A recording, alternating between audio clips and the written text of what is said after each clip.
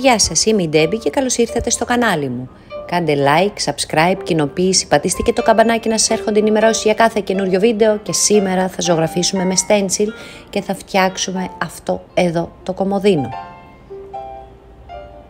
Όλα τα υλικά όπως πάντα θα τα βρείτε κάτω από το βίντεο στην περιγραφή.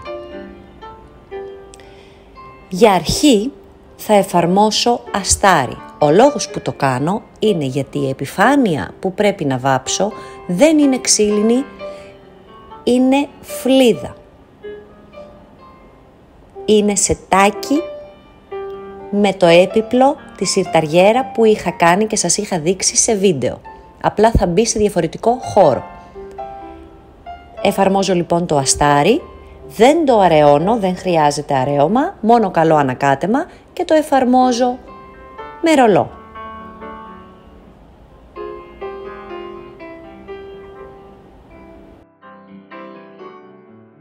Ένα χέρι είναι υπεραρκετό γιατί το κομοδίνο θα βαφτεί σε σκούρα απόχρωση.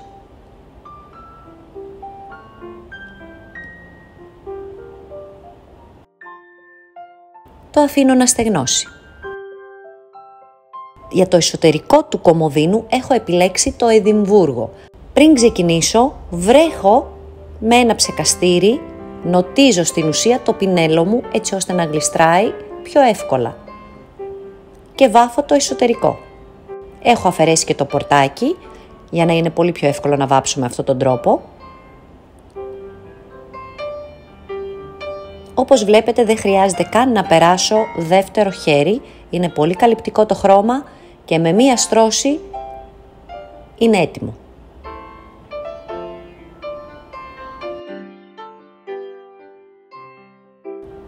Το υπόλοιπο κομοδίνο θα το βάψω με Minsk, εκτός από το μπροστινό μέρος το οποίο θα το κάνω όμπρε.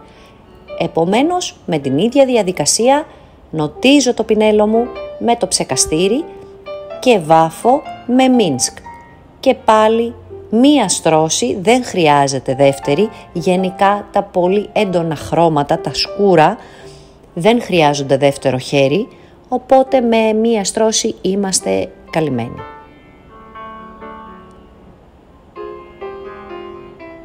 Όταν εφαρμόζετε κυμολία και νιώθετε ότι το πινέλο σας δεν γλιστράει, δεν χρειάζεται να το βρέχετε, να το βουτάτε στο νερό, αρκεί να το ψεκάσετε. Εδώ βλέπετε το πινέλο τεχνοτροπίας, το οποίο το αγαπώ πάρα πολύ. Μπορείτε να βάψετε, μπορείτε να κάνετε blending, μπορείτε να κάνετε πολλές τεχνοτροπίες. Βάφω με πράγα το εσωτερικό.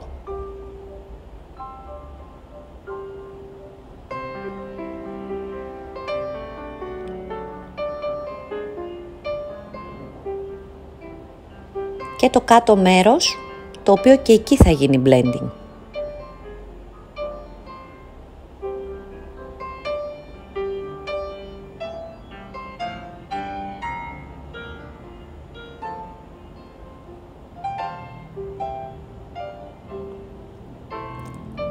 Και το πάνω μέρος επίσης με πράγα.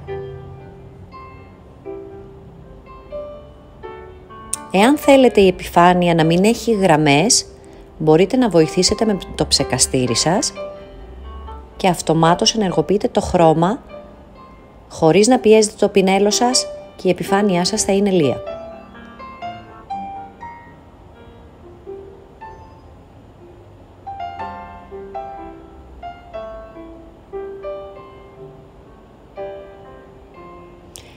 Παίρνω το Minsk, ψεκάζω και ενσωματώνω το ένα χρώμα με το άλλο. Χρησιμοποιώ δύο πινέλα. Είναι μικρή η επιφάνεια και δεν χρειάζομαι τρίτο καθαρό πινέλο. Το ίδιο και από την άλλη πλευρά. Το χρώμα μου πρέπει να είναι νοπό και τα δύο χρώματα στην ουσία. Ψεκάζω με το ψεκαστήρι και απλά τα ανακατεύω μεταξύ τους. Το ίδιο θα γίνει και στο κεντρικό σημείο. Εφαρμόζω ξανά πράγα, να είναι νοπό το χρώμα μου και όχι στεγνό. Ξανά το Minsk. Στα σημεία που θέλω να κάνω την ενσωμάτωση μόνο.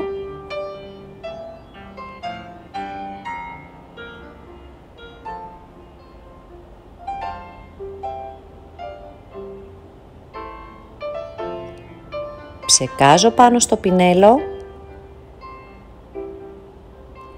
και εφαρμόζω στα σημεία που θέλω να κάνω την ενσωμάτωση.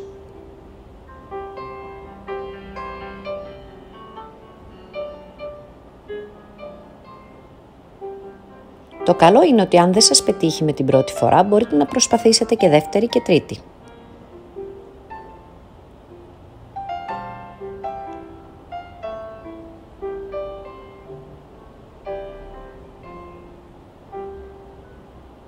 Και φυσικά θα διορθώσω τα σημεία που έχω λερώσει, πάλι με Minsk.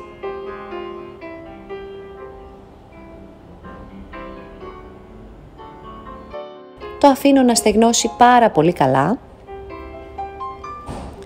και εφαρμόζω βερνίκι, γιατί θέλω να κάνω ζωγραφική με στένσιλ. Και σε περίπτωση που κάνω κάποιο λάθος, να μπορώ να το διορθώσω. Είμαι ανάμεσα σε αυτά τα δύο. Αγαπώ τα δέντρα, θα επιλέξω το δέντρο ιαπωνέζικου στυλ.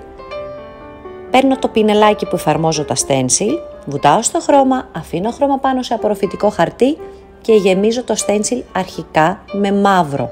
Είναι ο οδηγός μου, για να ξέρω τι θα χρωματίσω αργότερα.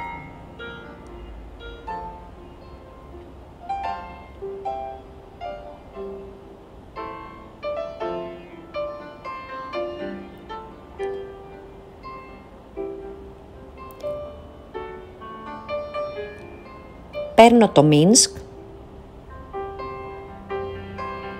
και κάνω τα φύλλα του δέντρου. Είναι η εύκολη ζωγραφική που λατρεύω να κάνω.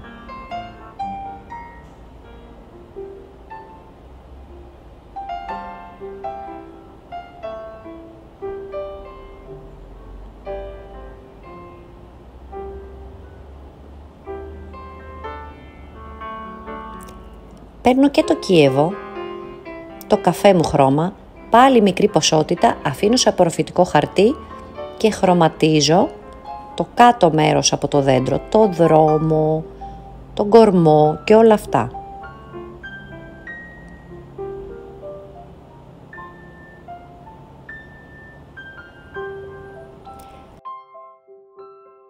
Μόσχα και λευκοσία και φτιάχνουμε ένα πορτοκαλί για να κάνουμε τον ήλιο.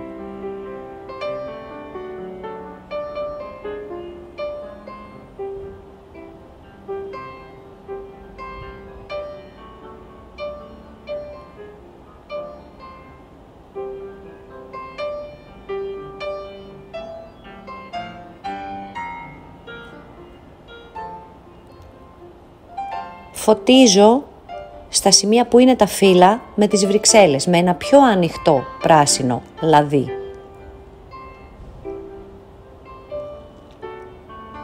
Και αμέσως φαίνεται πιο φωτεινό. Για να θεωρηθεί ότι μοιάζει με ζωγραφική αυτό που κάνουμε, πρέπει να κάνουμε και κάποιες σκιάσεις, να παίζουμε με το φως και με τη σκιά. Αυτό το πετυχαίνουμε μετακινώντας λίγο το στένσιλ και αφήνουμε πολύ αχνό αποτύπωμα από χρώμα γύρω-γύρω.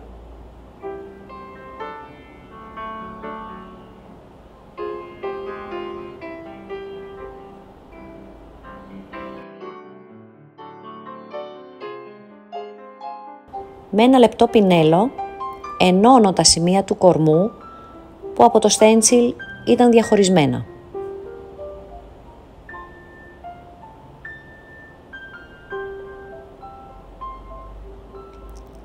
Και ένα ελαφρύ περίγραμμα για να τονίσω τα φύλλα. Όλα αυτά βέβαια είναι προαιρετικά και έρχονται με την εμπειρία. Δεν είναι κάτι το σημαντικό η ζωγραφική με το στένσιλ. Είναι λίγο να καταλάβεις το πώς μπορείς ένα στένσιλ να το χρησιμοποιήσεις για να ζωγραφίσεις. Λίγο κίτρινο. Οι ποσότητες που χρησιμοποιώ είναι απειροελάχιστες για να φαίνονται όλα αχνά και να μην φαίνονται έντονα.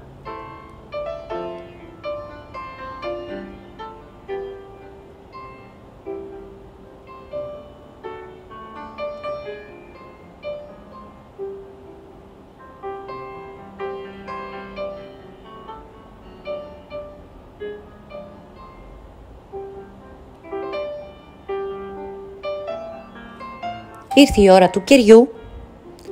Θα κλειδώσω όλο μου το έργο με διάφανο κερί. Το εφαρμόζω με το πινέλο το στρογγυλό με φυσική τρίχα το νούμερο 14.